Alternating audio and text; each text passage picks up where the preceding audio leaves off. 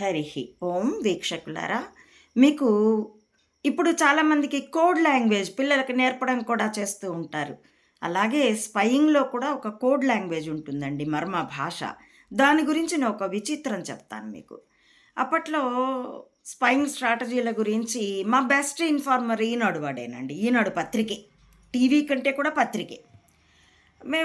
నేను నా భర్త అప్పటికి గృహస్థాశ్రమంలో ఉన్నాను. శ్రీశైలంలో స్కూల్ నడుపుతూ ఉన్నాను.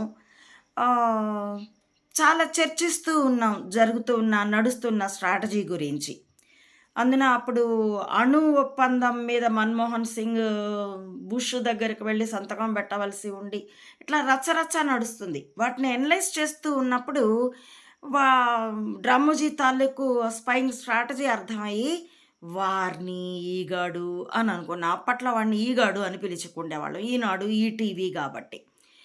మర్నాడు పేపర్‌లో సినిమా పేజీలో అప్పట్లో 'ఈగ' అనే ఒక సినిమా నిర్మాణంలో ఉందో, రిలీజ్ అయిందో నాకు బాగా జ్ఞాపకం లేదు. నిర్మాణంలో ఉందనుకుంటాను.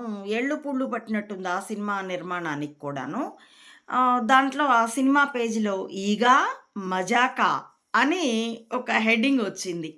ఆ రోజైతే ఎంత నవ్వుకున్నామో, ఎంత థ్రిల్ అయ్యామో చెప్పలేనండి.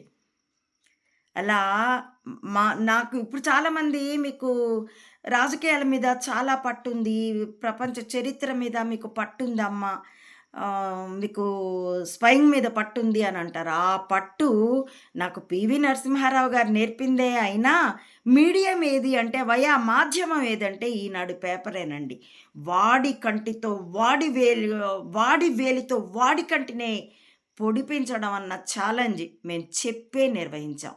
అందుకే ఇది మెదళ్ళే ఆయుధాలుగా యుద్ధం అని మీతో నేనన్నది. మీకు నా ఈ వీడియోల కంటెంట్ అనలైజ్ చేయదగినవి, పరిశీలనార్హము అనిపిస్తే please like, share and recommend my channel to others. As well subscribe it. Please support Ammavodi Mata Anantananda to spread the truth of either spying or spirituality up to the roots of this society. Support me financially also. Thank you for watching.